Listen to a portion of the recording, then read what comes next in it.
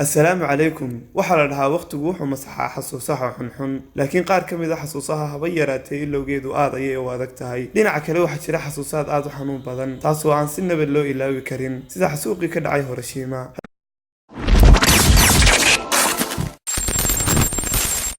haddaynu booqano magaalada Hiroshima oo dhacday jasiiradda Honshu ee dalka Japan 75 sano waxa laga joogaa falkii ugu foosha xumaa ee abid bilaadan geysto sanadku markuu ahaa 1945 saacadu markii ay ahayd 8:15 daqiiqo waxa istaagay dhammaan saacadihii magaalada kadib qaraxii bambada ee magaalada lagu dhuftay laakiin saacada oo kaliya ma istaagin magaalada se waxa istaagay dhammaan noloshii ka agdhaweed meesha ay bambadu ku qaraxday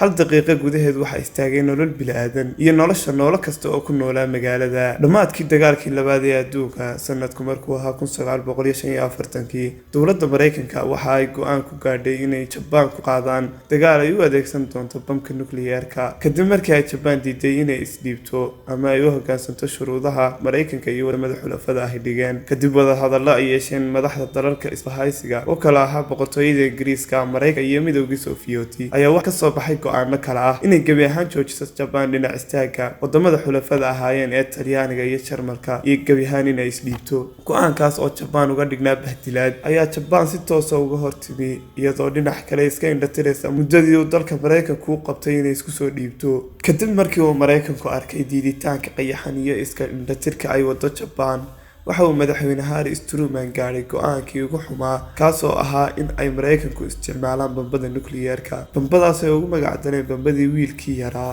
taariikhdu markii ahayd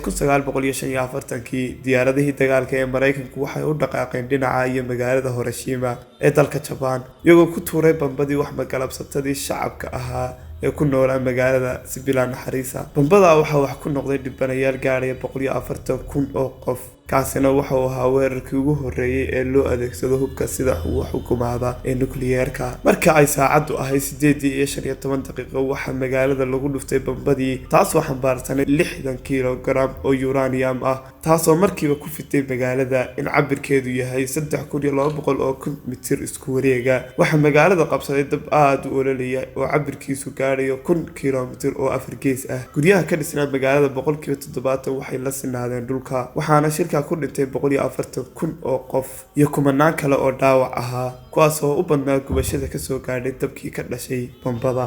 saameyntu kuma aysan eekeen oo kaliya markii lagu dhuftay bambada balse qofkii aan maalinta dhiman waxa uu dhintay shucaaca ay bambadu lahayd iyo xanuuno kale oo ka dhashay iyadoo dowladda Japan kala kulantay arinta khasaare nafeed oo aan la koobi karin haddana ismay dhiibin arintaas oo ula muuqatay dalka Mareykanku inay tahay fashilaad taariikhdu markii ay 9 August 1945 saddex maalin kadib xasuuqii naxdinta lahaa ee ka dhacay magaalada Hiroshima waxay si ula kac ah mar labaad go'aan ugu gaadhay dowladda Mareykanku inay bamba kale u isticmaasho magaalada Nagasaki taasoo ay wax ku noqday 80,000 oo qof arintaasna waxay ku qasabtay dowladda Japan inuu hoggaansamo shuruudihii ay hordhigeen dalalkii xulafada ahaa ee ugu horeeyay dalka Mareykanku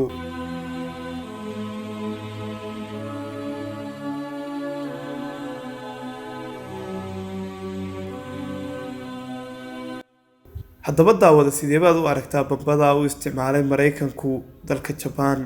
fadlan nagula wadaag commentiga ra'yigaaga